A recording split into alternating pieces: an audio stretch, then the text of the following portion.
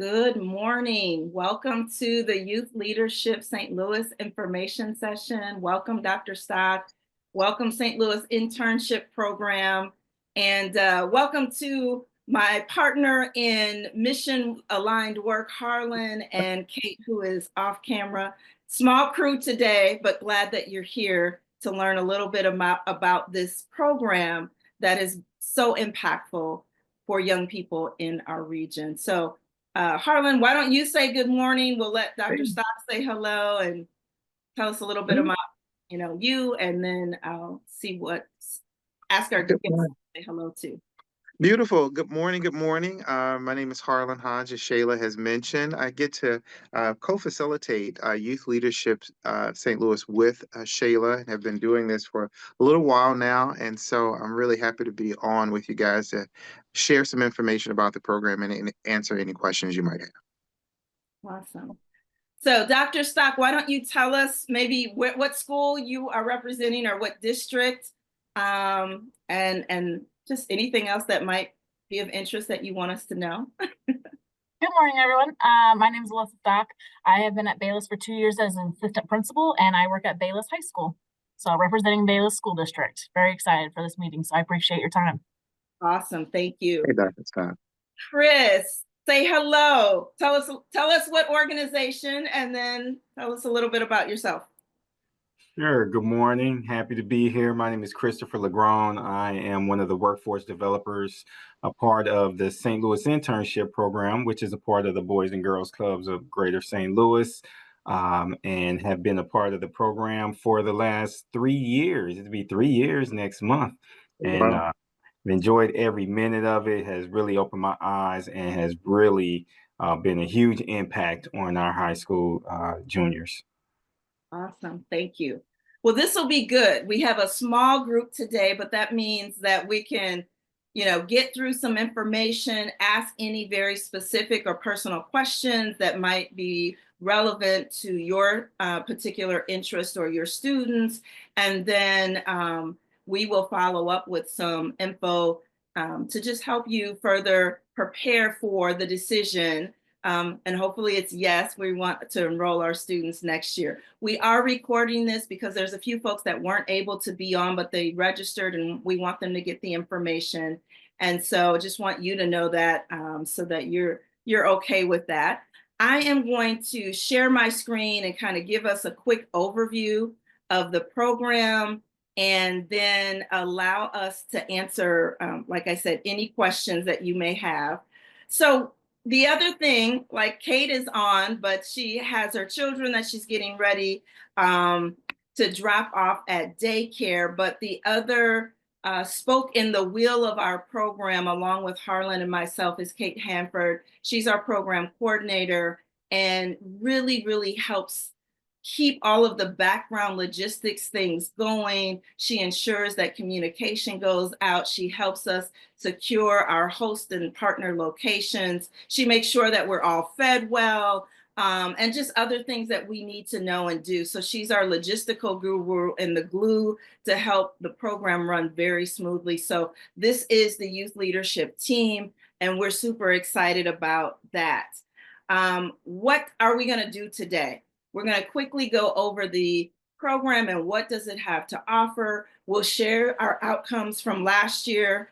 And then the alumni testimonial will be from Harlan, because what's so awesome about the partnership and the facilitation of Harlan is that he is a graduate of the program. So we'll let him do the alumni testimonial today. And then if there's questions, we can kind of ask and answer as we go, or if you want to hold them to the end, either way is okay with us. And then we'll talk about some important next steps and then share our contact information if you don't already have it. So it's a quick call, but wanting to make sure that you get the information necessary for you to make an informed decision. So what is youth leadership? And Harlan, I'm going to ask you to jump in. And Chris, since this is your third year, we'll ask you to jump in. But Dr. Stock, I want to give you the basics of the program. This program is over 30 years old. And in that time, we've graduated over 3,500 students. Our program is internationally known and recognized, and our whole purpose is to bring young people in their junior years together to learn about the region through the lens of civic issue education and leadership. And so our goal is to inform and to connect and prepare these young leaders to be ready to solve the biggest challenges and issues, not only in their schools, but in our community. And we also introduce them to a civic action research project that they select the topics and they drive it. And that's part of their growth and development as leaders, to not only be aware of what's happening in the region, but know that they have the tools, the information, the knowledge, and the interest to actually help us to solve them. And so their action research project is an opportunity to practice some of their leadership skills. We meet once or twice a month, depending on the month, and we kind of run it the same, along the academic year. So it's almost like a civic leadership internship that runs the same cycle as the academic year. Harlan, I'm going to turn it over to you to see if you want to add any more to that introduction of the program, especially since you were in like class number 2. So you have the history from the start up through now. So I want to yield the floor to you. That's great. Thanks, Shayla. Just regarding the program, I think it's important to understand that the students are spending 1 to 2 days during their academic year in the program.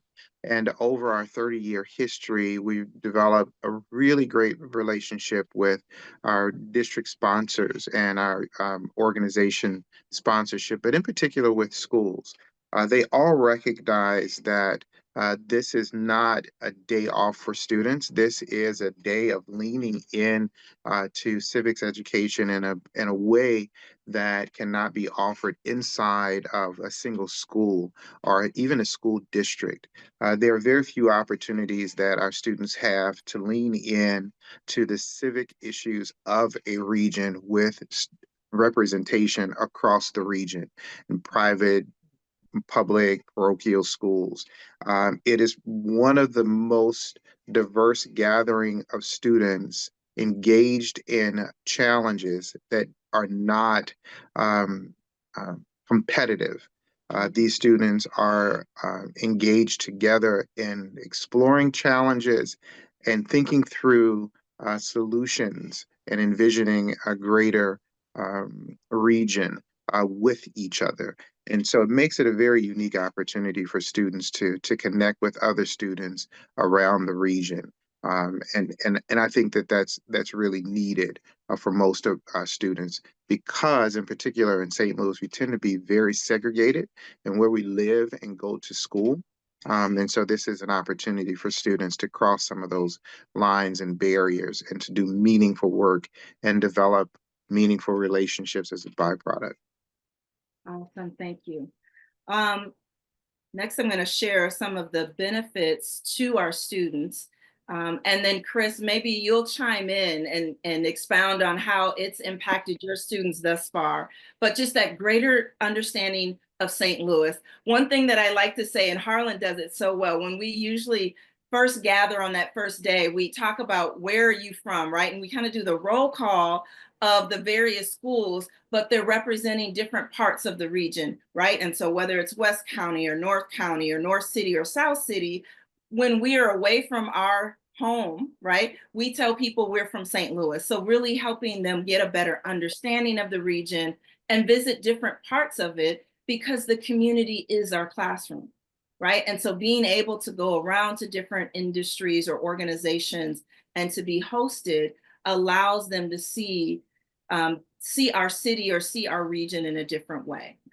Our students get unparalleled exposure to civic and business and community leaders. Just last week, we were at Millipore Sigma meeting many of their team members who volunteer to share about their work in the field of biosciences and health and the impact that they have on our region. One of the hallmarks of our program is to help students gain the skills of leading different and difficult conversations. And so facilitation skills is one of the things that we introduce from day one. And throughout the program, students are leading conversations across difference with their peers. Part of the outcomes that we want to achieve in our program are improved leadership, collaboration, decision-making, facilitation, research, and strategic thinking skills. And I'll show some of our results from last year in the next slide or two. What's great is deep and lasting relationships are created among the cohort of students as well as the adult advisors or chaperones that are with us.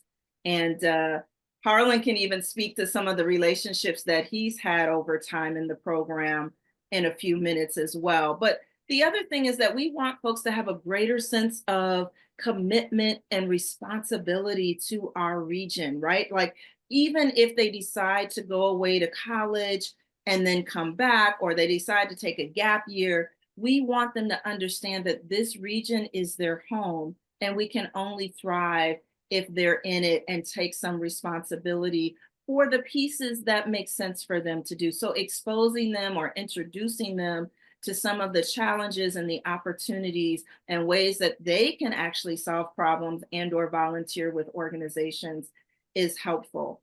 Chris, I'm going to yield the floor to you to see if you have anything to add about maybe a couple of the benefits that you've noticed from your students participating in the program over the past 3 years. Sure, I'm happy to help. It's actually been a lot. It's been great being a part of this program and just seeing how it's impacted the young adults that I've been working with. I'm going to say this. One of the big things is the opportunity to practice. You know, we go, a lot of these kids go through different types of training, but how often do they get the opportunity to practice? So even though you're discussing it and you're talking about it, you're training them, this entire time that they're in this program, they get an opportunity to practice teamwork. They get the opportunity to practice social emotional learning. How do they manage their emotions? How do they deal with people they don't necessarily get along with? How do they handle having those difficult conversations? And they're in live action practice. And sometimes it's good, sometimes it's bad, but we have, even when it's not the greatest, we have an opportunity to discuss what happened and how do we move forward. That's beautiful. They get an opportunity to practice public speaking and to experience the diversity of St. Louis, Missouri. Whether it's public, private, city, county. So those are all massive benefits from being a part of Youth Leadership St. Louis. Thank you, Chris. The other thing that I'll share, and this is the kind of last point as the benefit to the students, is the opportunity to connect with the alumni and the network at Focus. All of our programs combined have 11,000 plus alumni, and about 80% of them are still in this region. So when we think about individuals and the network and the connections for our students with various individuals and those that are Focus trained leaders, the impact or the possibilities, you know, rise to the occasion. That just, it's almost like, who do you want to know? And Focus, someone from our team can introduce you, whether it's Harlan, whether it's myself, whether it's our CEO. Like, we have those opportunities for students. Another thing that's not on this slide, but I think is important, is that at every year, two of our students from the cohort are selected to serve as representatives on our board of directors. And so that means that 2 students have the opportunity to serve 1 term to offer their thoughts and their feedback in a governance capacity on our board. And our board is made up of some of the top leaders in the region. And so they're sitting across the table from CEO of, you know, PBS, or from Edward Jones, or from, you know, other foundations. CoBank is someone, their organization is represented. They're an agribusiness banking institution, right? And so the exposure also to these other leaders sometimes creates opportunities, not just for furthering the learning and leaning into who they are as leaders, but opportunities for internships or other things that are coming up for our students to participate in. So that's something else that's important. Benefits to partners. I'll talk a little bit about this, and Harlan, I'll ask you to chime in, but oftentimes partners are looking for ways to expand the learning for their students and or their community organizations. And so being a partner of ours allows that to happen in a few different ways. One, helping you to raise your profile and being listed as a partner on our website, on our program page, really helping to supplement student learning and the experience. So experiential learning is, core to what we do. And it's all about creating an experience of learning. And then at the end, and Chris alluded to this, just reflecting back. So whether the day went as planned or we had some other opportunities that came up, maybe that weren't as planned, sometimes deemed bad or just different, but it's like, what happened? And so we use this process called the what, so what, now what, for a reflection of what happened and why does that have meaning for us? And then how will we apply the lessons learned as we go forward and go back to our respective schools or organizations and share that information and knowledge. Students, are working on skills and competencies that will help them to be productive leaders and lifelong learners. They're, like we said, facilitating those difficult conversations. And sometimes when students have gone back and there's an issue at a school and they're looking for peer or student mediators, they've called on the youth leadership students because they have been trained in facilitation skills. And they know how to have the hard and difficult conversations to be able to bring folks together. And then the individuals that serve as advisors or leadership coaches with us receive special training from us, but also the exposure to the information, the content, those partners sometimes is helpful as they are reaching out in community and wanting to bring different individuals back to their school or different content and curriculum that will help them in the classroom and in the school as well. And so there's benefits not only to the students, but benefits to those leadership coaches that serve as the advisors and work with us throughout the year. Harlan, I'm gonna yield it again to you and pass the mic to ask you to offer some other insights about the benefits of the partnership that we have in the program. Yeah, I think this is a pretty good list of those benefits. So I don't have a lot to add beyond what's been listed, but I'd like to just bring up the idea that again, for our partners, it really is an opportunity to offer to your students an opportunity to connect with students from around the region in a very different and special way. Um, I have there were few to begin with, and then there are even fewer opportunities now for students to connect in this kind of way.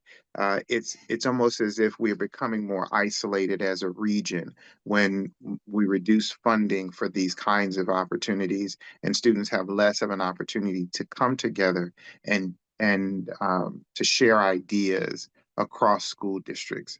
And so I think that that's worth repeating again. The other thing that I'll share, because Dr. Stock, you might be thinking, well, how large is the program or what type, how big is a cohort? How many different students, may be in a program? And so this year we have 90 students in the program. In years past, pre-COVID and kind of, before different things have changed, I mean, we could have upwards of 125 or 50 students, right? And so it kind of has shifted over the years. But again, the ability to connect and work with and meet with students from across the region, like we said, public, private, parochial, and independent charter schools, and then youth serving organizations are in that mix. And so the opportunity for students, like Harlan said, to share ideas or to meet someone who may have a different lived experience, but the value of coming together, talking about the issues, learning together, and then deciding to join a smaller team within the cohort to work on the action research projects is a phenomenal opportunity for exposure, for building friendships, for practicing the skills of a leader and influencing the region for good. So some of our outcomes, and I won't stay long here, but I think it's important to like show this because people are like, well, beyond my students coming and the training for our leadership coach and advisor, what are the outcomes? What's in it for my students? What's in it for us? And so this is some of the outcomes that we have collected through last year, and every year we really look at leadership and life skills, kind of like what are the 21st century skills that'll be necessary for students to have. And so getting along with others, communication, learning, decision making, self-management, and that deeper sense of belonging are things that we're asking our students along the way. So this is some of our impact, and we're proud of that. We're proud of the way that our students are able to come into the program. And a lot of them have skills. Some it's not new, it's just enhancing what's already there. And some they are like, this is new to me. I haven't had this opportunity before. And so again, we're really proud of the leadership and life skills that students are able to further develop in our program and walk away and carry with them, because those are those transferable skills that are going to benefit them post-secondary and throughout their lifetime. When we think about civic issue education, you know, some of the things, these aren't all of the topics, but we meet about 8 times with the students over the academic year. And so some years we've had an emphasis on criminal justice and been hosted by the St. Louis County Courts. Harlan, I'm gonna ask you to jump in a moment because we also have had leadership and social responsibility hosted by Nestle Perina. Like I said, just last week, we were hosted by Millipore Sigma and talked about STEM careers and biosciences and the footprint that organization has on our region and the work that they're doing, that, you know, not just our region, but globally, right? They're a global organization and headquartered in Germany, but have such a huge presence in our community. And then something that we've added kind of in the middle of COVID, we began to see the shift in the need to not only talk about health, but talk about health as it relates to our young scholars. And University of Health Sciences and Pharmacy has been hosting our annual wellness retreat now for at least 2 to 3 years. And the reason why that is important, because also the partnership that we have through Harlan's connection and the connection of the team there at UHSP. And so Harlan, I'm gonna again ask you to chime in and tell us a little bit about the relationship and partnership that we specifically have with your organization and some of the other things that we're able to do with students and exposure to different organizations and partners. You know, it's great. I have a historic connection to Youth Leadership St. Louis that goes back over 30 years. And I've seen the evolution of our relationships, and the topics have evolved, and the focus has evolved over that time period. But one of the things that remains the same are um, the the partnerships that we have.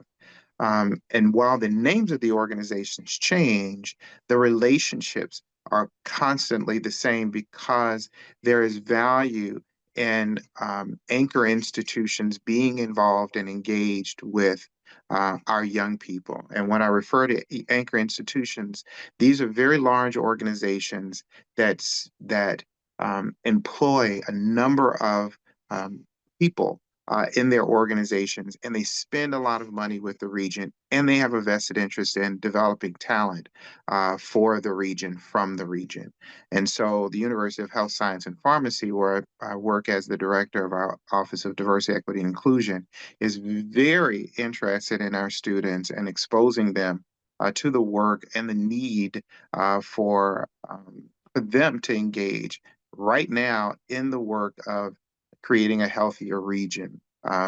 The University of Missouri St. Louis is another anchor institution that is a big supporter of Youth Leadership St. Louis. As a matter of fact, they are the sponsoring organization for the Anchor Institution Network, which is comprised of 10 to 12 of St. Louis's largest, the region's largest employers. And they believe that they can have an impact on the region by increasing the diversity of their employment base and engaging the community in the work that they do in a more focused way, or being intentional about engaging the public. And so I think that Focus St. Louis as an organization and Youth Leadership St. Louis benefits from those partnerships and that particular interest of engaging early and creating a long-term relationship with these students. Awesome. Thank you. We had another person join us, and so Bernie Wilson is on the call. Just wanting to say welcome. I've done a private chat as well, but I just wanted to say we acknowledge that you're here. We're glad that you were able to take a few moments out of your morning to learn a little bit more about our program. So next, I'm going to tell you a tad a bit about the action research projects, and then Harlan, I'm queuing you up to share a little bit about your experience as alumni so that you can give a testimonial to the impact that this program has had upon you in your life. But one of the things that is key to this program, so not only introducing students to the issues through that lens of civic issue education and leadership, but action research is another way that students get to practice these skills, right? And so what we've done is we've used something called open space technology, where we allow students to identify the issues of most importance to them, right? Not us driving the conversation, but students saying, this is important. So for example, this year, a couple of the topics of importance are mental health and wellness for young people. And what they're doing for that team is doing for their research action project is they're surveying their peers and asking them about how is their mental health and what are the resources that they know about, and introducing them to some other resources since we've already had our wellness retreat. And so they're wanting to spread the word. And so they're going to be making some really amazing recommendations about what young people can do to support their peers. Another group is working on child safety, and they're concerned with, what, for example, do children have what they need to be safe when they're being transported by their families? Is there other ways that we can be spreading the word about safety, right? And I think part of that is driven by their own experience, but even some of the commercials that we see on TV about making sure you buckle up or get your student or get your children into the proper safety seat when you're transporting them in the car, right? And another one that's of interest to me, I can't wait to hear what they recommend, is we've got students that are working on issues of what about immigrants that are coming into our city, and how do we create a welcoming city and environment, right? Because their peers are from families who are coming here to work and to add to the workforce, as well as add to our community and the rich vibrancy of the culture that we have here. And so they're really thinking about, well, what do we do to welcome new immigrants, right? And so there's some other topics as well, but those are just a few that are top of mind for me.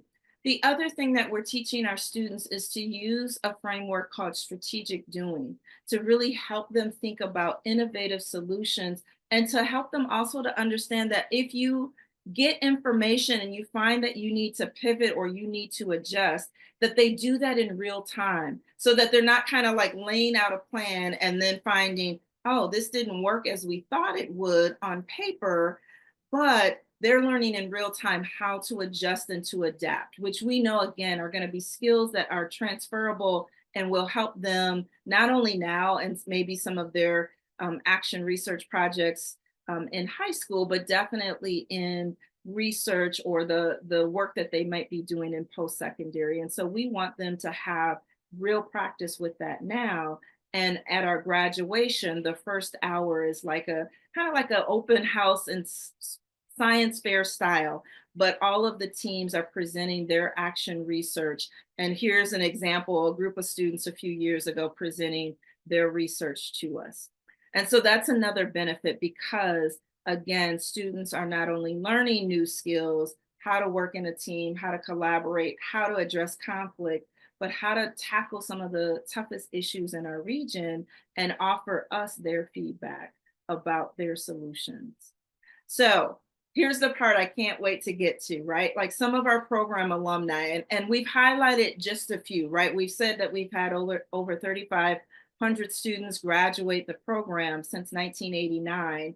And two of them, Harlan and Becky, are still working with our organization. And so Harlan, I'd love for you to just give us a little bit about what youth leadership has meant to you, and why you continue to stay involved with this program to help to develop the leaders of today. So let's hear from you. Thank you, Shayla. And Shayla has to say just a little bit because she knows that I'll go on forever about my beloved Youth Leadership St. Louis. And so there are 3 points that I want to make. I want to talk about how what the spirit was in creating Youth Leadership St. Louis. Talk a little bit about my experience with it and how it's impacted the region and myself along the way. The first thing is that Youth Leadership St. Louis, as Shayla mentioned, is the it was birthed out of our Leadership St. Louis program. I think it was the class of 1987 who said, you know, everything that we've seen in this program when we've gotten together with these regional leaders could be beneficial if we did it earlier. And so they created Youth Leadership St. Louis to do that. And so in 1988, that was the first class of Youth Leadership St. Louis. It was an experiential class. And I think I benefited the most because the second year of anything is always the best year. And so I was recruited into the second class of 1989 to 1990 as a junior in high school.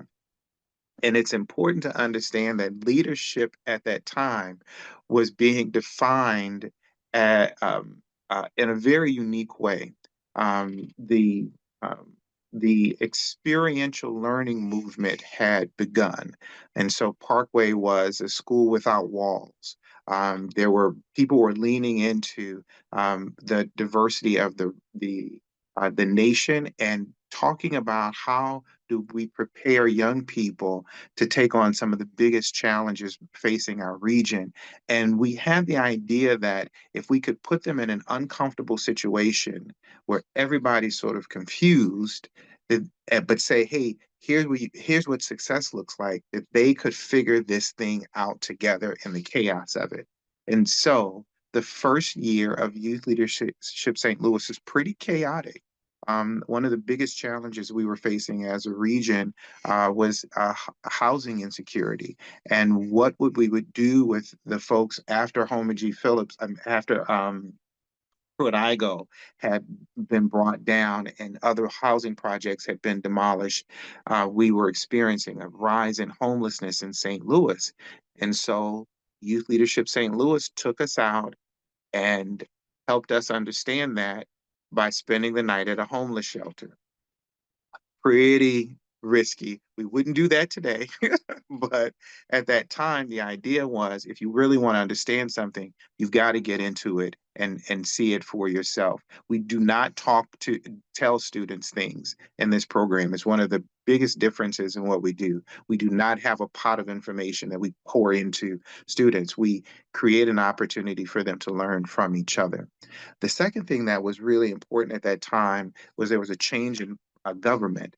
So we looked at our political leaders as the leaders of the region. So a big part of the exposure for students was to meet political leaders. And so every mayor, we met probably 4 to 5 mayors around the region, and including St. Louis City's mayor, who was Vince Shamel at that time. We met the mayor of East St. Louis. And what was really great and that was Carl Officer at that time. I remember these names from 32, 33 years ago. Is that we were prepared to go into those spaces as owners of the region whom these leaders were responsible to.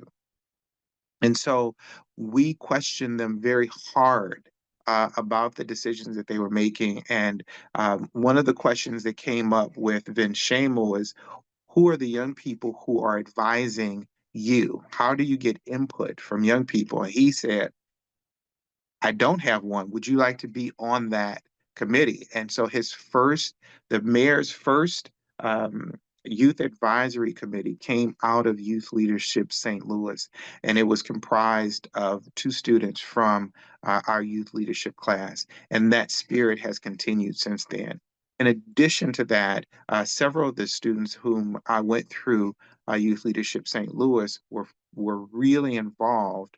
Um, we became so committed to the idea of regionalism and ownership in the region that many of those students went away to college and came back to St. Louis to work on some of the issues that we had fallen in love with. And they knew people who were in positions of influence and power. So we saw ourselves being able to make that kind of change. And I've been able to witness that over the years. My story is that I discovered what it meant to be a St. Louisan after participating in the program. Lived in 10 different houses, lived all over the region before I graduated from high school. I used to say, I stay on the South Side, I stay in University City, I stay in East St. Louis. Youth Leadership St. Louis helped me to understand that this is where I live. And living in the region means that you serve the region. This is where we work, live, and play. And so our engagement is very important for this region. There was a group called Metropolis St. Louis that was led by a group of students from leaders from Youth Leadership St. Louis. That, if you do your history in your Google search, this was the group that influenced downtown St. Louis to go from a place that people just came to the city for a baseball game and went home, or worked until 5 o'clock and went home, to a place where people literally stay, that eventually led to the revitalization of Washington Avenue. And that is the kind of work that youth leadership alumni do when we get engaged with this kind of work. And it's just been a pleasure and an honor of mine to be a part of this work for over 32 years, pretty consistently, because I think it's just that important. I think, and I'm an educator I'm a social worker by training, but I work in education. And I think one of the biggest things that we can do for our young people is give them a sense of place. It is very important that they understand that wherever you go, wherever your talents lead you, you will live in a community that needs you, and you have an opportunity to be engaged and influence that place. Thank you, Harlan. Mhm. I mean, he could go on with like the stories, not only from your own experience of being in the program, but over the years, right? Through Yeah. your experience touching or being involved with the program and facilitating and meeting different students and leaders throughout the year. So thank you for not only your commitment, but your dedication. And we're glad that you're with us. You're never going to get to go. You're going to stay forever. So now is the time for some Q&A with our audience, right? We just want to know, based off of the presentation or other things that you've learned or read, how can we answer your questions, if you have any, about the program? Because again, we want you to make an informed decision for your students about participating in this program. And we're here to answer questions or to help you think through things. So Dr. Stock or Bernie Wilson, if there's any specific questions you have, we're happy to take them at this time. Okay, so I do have a few. Okay. So what grade levels should we be sent? Like if we were a part of this, is it like 9 through 12? Is it same kids each year, like they grow for the 4 years, or is it new kids per year? I guess just a little bit more of the selection process that we should be looking into. We found that our space with the students is junior year. So and they only stay in the program for that year. Okay. And so you're kind of recruiting from your, sophomore students for that next program cycle. And so now we're kind of in the recruitment mode for us, right? And then usually by May, your teams have been selected for that next year. Over the summer, we'll give them information, and then we kind of start the new program year with your juniors, your rising juniors, like next August, September. And how many kids are, like, does a typical school send? It varies, but it can be anywhere from 4 students to 10 students. Okay. Mm-hmm. And I saw the advisors receive training. Is the advisors coming from like our team? And like, is that per like every 4 kids, or is it just one advisor, 2 advisors, or I guess? Good question. So a lot of people decide to team and co-advise, right? Okay. Just because of the schedule and just wanting to make sure that there's always that coverage. So you could have 1 to 2 people.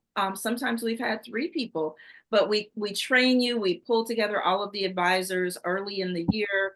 Harlan and his family have been so gracious to host us, and we kind of get to know each other, tell them about our program, give them some training. And then as we're going through, they're practicing some of the things that we also have trained them in, as well as asking them to not only serve as leadership coaches and advisors for their group of students, but everyone in the cohort. We're all those trusted adults who are there to just really work with all of the students, right? And so it's an opportunity to get to meet, all of not only the students in the program, but those different leadership coaches. And Chris can talk to that too.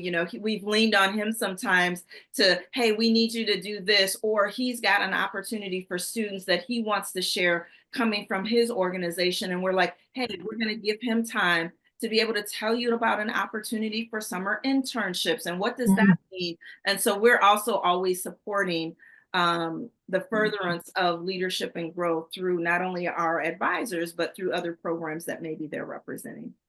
And advisors, can they be like teachers, counselors, admin, like a wide variety? Okay.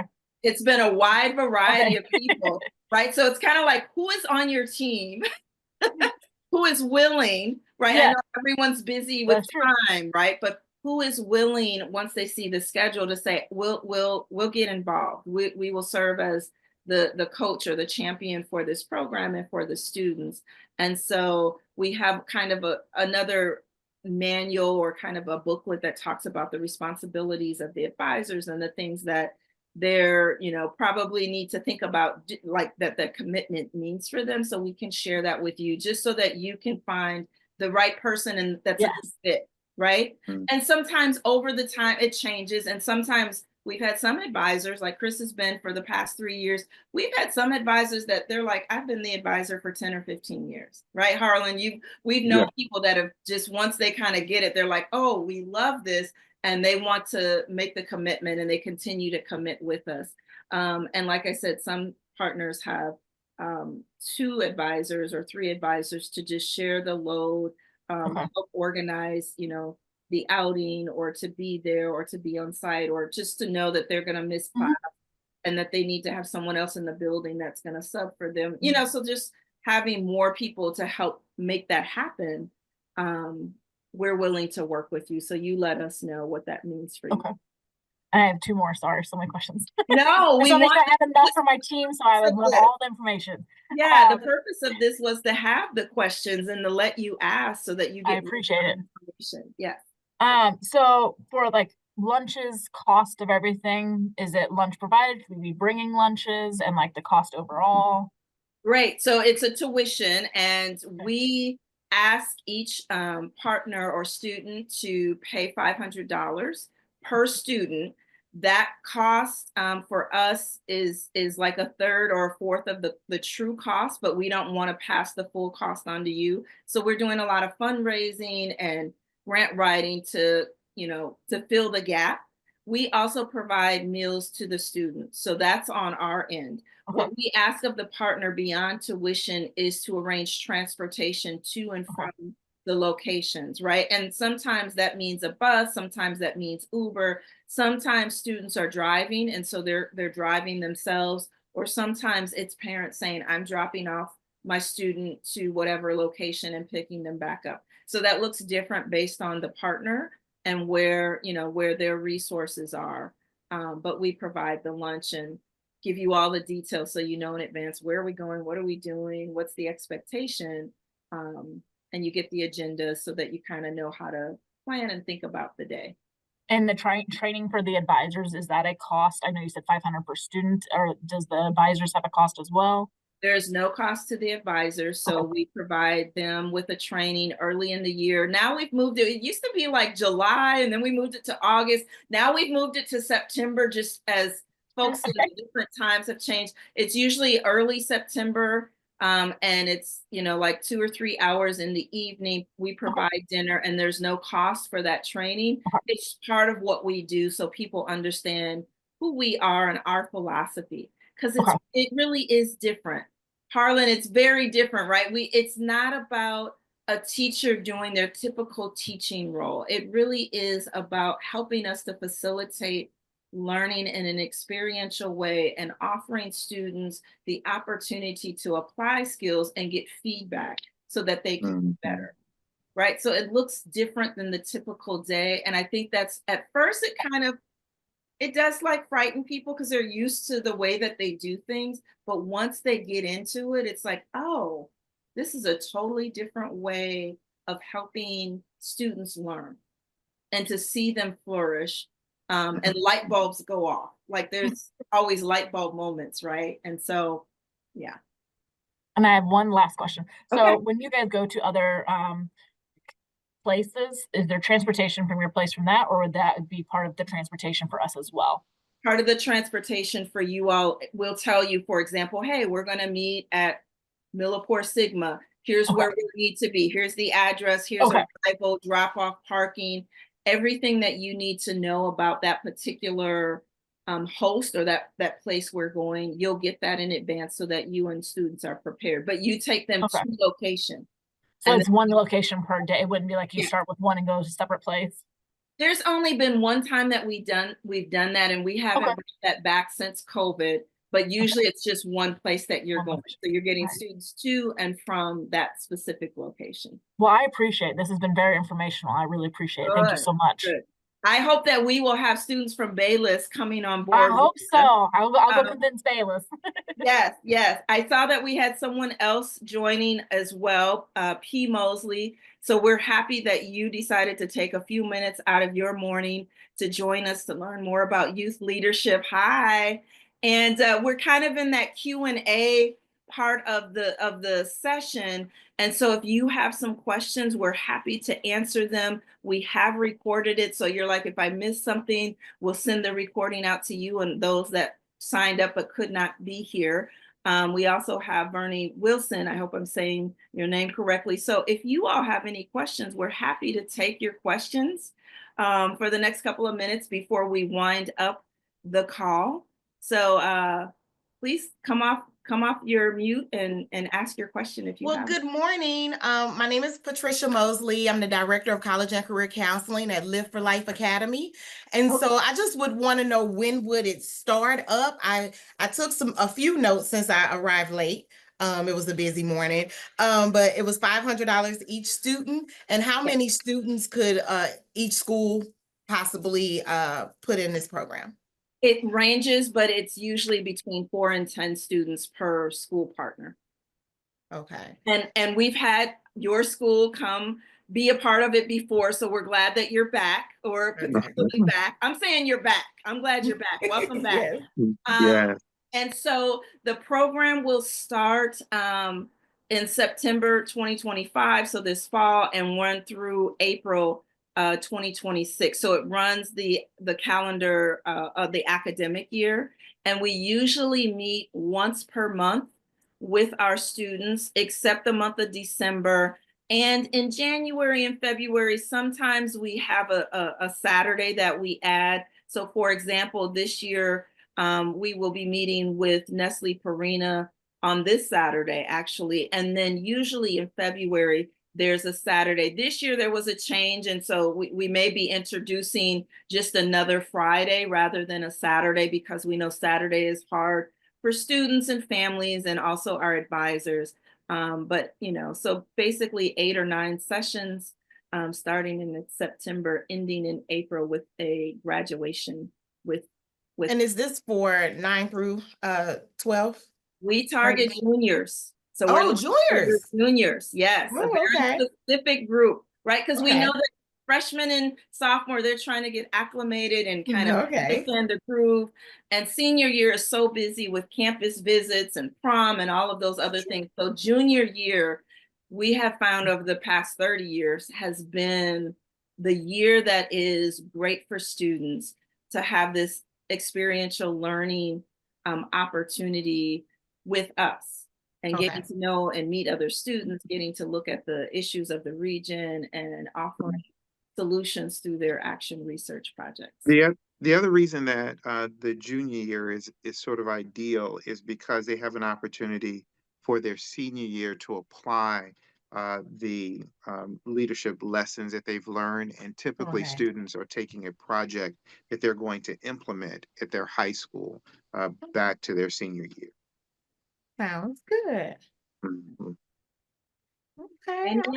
It's so good to see you from Live for Life because when I think it was the first or second year that Live for Life was started, they joined Youth Leadership St. Louis, and so we feel a very kinship, a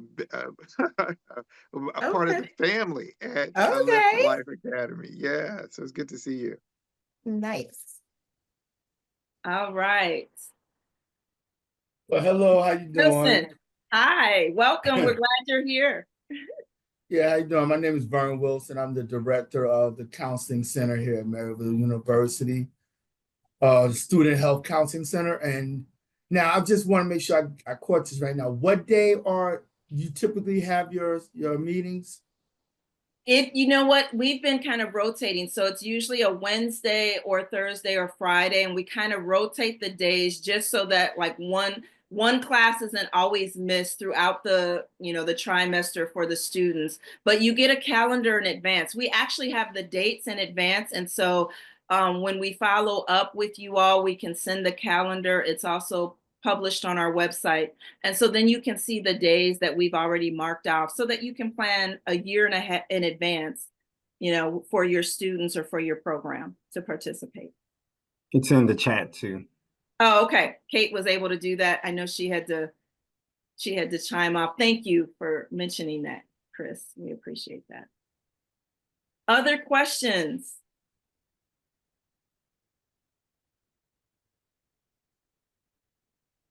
None. Okay, then we've done our job. What we're going to do is we're going to gift you back about 7 minutes. While that doesn't seem like a lot of time, you're able to get a lot of things done.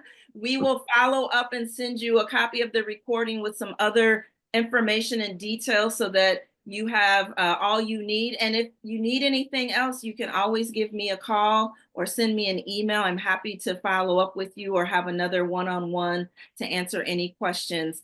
But we thank you again for your time this morning. We appreciate you. We want you to be well, stay safe, and be warm out there, given that it's a cold day in January. So thank you very much. Okay.